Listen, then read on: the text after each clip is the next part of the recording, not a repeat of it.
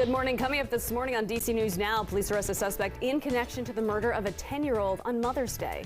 Why investigators are pushing for more answers this morning, plus keeping commuters safe, how Montgomery County leaders are taking a new approach to protect pedestrians. Jackie, good morning. Yeah, good morning. A cool and crisp start across the region out there this morning. Later on today, though, tracking the sunshine and the 70s. More details. Make expect for the rest of the work week coming up. And also coming up this morning, the Washington Mystics gearing up for Game 2 with their backs against the wall. A look ahead at tonight's matchup with New York as they face elimination. The station covering all of the DMV. This is DC News Now. Well, good morning. Your time right now is coming up on 7 o'clock on a Tuesday morning. We're starting off with a live look outside this morning. Nice, cooler start to our day, as Jackie's been talking about all morning, but we're going to be in the 70s on this afternoon. But thanks for starting your morning with us here on DC News Now. I'm Tanaya Wright. Yeah, good morning to you. I'm Corey James. Shanika's tracking your commute. She's going to have more on that in just a second. Jackie's tracking that forecast. I feel like this crisp air just makes breathing a lot easier. It does, yes. So if you're going out for a run or going out for a bike ride right now, really quite nice out there for that. But if you're not doing that, maybe if you're just heading into work this morning, may want to opt for that light jacket or cardigan. Bit of a cooler start out there. We're seeing those low 60s though in DC. That's one of the warmer spots on the map alongside Lexington Park, but we're seeing those 40s and 50s farther off towards the west. Notice we're right around 50 in Culpeper and Orange, upper 40s Woodstock and Luray, and even for Cumberland and Martinsburg starting off in the upper 40s at this hour. Satellite and radar showing us a dry and clear conditions across the region. We'll continue to notice those beautiful blue skies later on this afternoon. However, do want to point out some visibility issues. That's mainly well off towards the north and west of the I-81 corridor, down about a mile or less for some locations, even out towards Kaiser and Woodstock. So keep that in mind if you're heading out around those locations. Definitely want to make sure that you are taking it a bit more on the cautious side of things for your morning travels. If you're trying to plan out the rest of your day today, temperatures starting off in the 50s. We'll eventually notice those temperatures climbing low 70s by noon, mid to upper 70s looking towards 4 p.m. I'll have more details for the rest of that 7-day coming up. Shanika's here with the all-important look at those roadways. What people need to know before hitting the roads this morning? All right, we have a problem out there. Here's Bowie. This is 50. Heading west, we have a crash involving a tractor trailer and a pickup truck, so expect heavy delays in this area. This is out of Bowie. 50 heading inbound, so that's 50 heading west near 197. Now let's flip over so you can see the damage I'm talking about here. This stretch is causing a major impact for commuters, all heading toward, I'd say, BW Parkway or into the district. That is definitely slowing things down for commuters, and we're still dealing with a problem out in Tacoma Park. We do have a gas leak, so right near New Hampshire Avenue and University Boulevard, you cannot get through. They did block off most lanes in that area. Thank you, Shanika. Police arrested a suspect in connection to the murder of a 10-year-old girl on Mother's Day. Yeah, DC News Now's Liberty Zabala is live this morning at police headquarters in Northeast. And Liberty, what are we learning about that suspect arrested?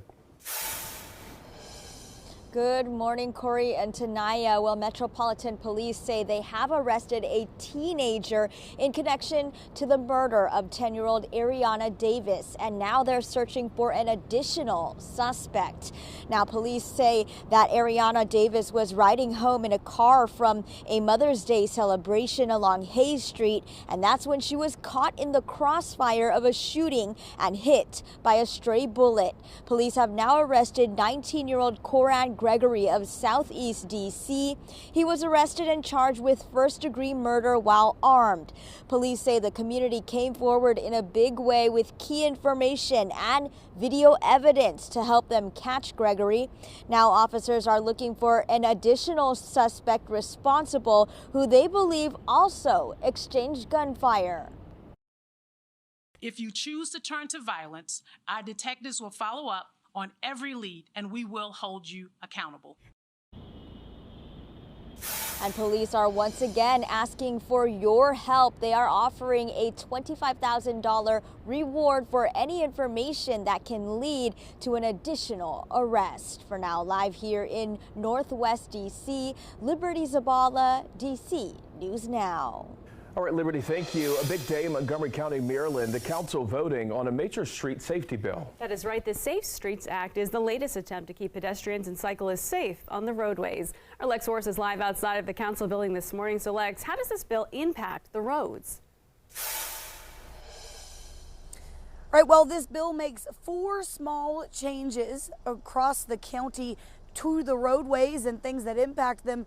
Council says that if this bill passes, these small changes will keep everyone safer on the roads. So breaking down exactly what those changes are, one of them is adding more times for pedestrians to get across the street at crosswalks. This would also mean that drivers would sit at lights for just a little bit longer. Well, the bill would also prohibit right turns on red at specific busy intersections in the county, and it would also add more speed cameras throughout the county. Finally, the bill would require an infrastructure review anytime there's a crash involving pedestrians inside of a school zone. Council saying that all of these small changes would come together to make everything safer, and all of them are unanimously supporting this bill that is expected to pass later on today. That council meeting starting at 9:30 this morning. Live in Rockville, I'm Lex Juarez, DC News Now. All right, Lex, thank you. Also happening today, the Montgomery County Council will vote on 2 bills impacting the minimum wage for tip workers. Now, the bill focuses on tip credits, and that is how expected earnings and tips factor into wages. If passed, the bills would rework how minimum wage is calculated. It also phase out the tip credit amount and create a minimum wage commission. The council is expected to vote on these bills at 9 o'clock this morning.